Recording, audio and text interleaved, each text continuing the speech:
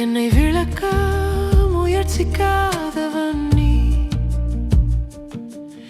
என்னை மாற்ற அவசரம் காட்டாதவன், என் நேரத்திற்கு காத்திருந்து என்னோடு நடப்பவன்.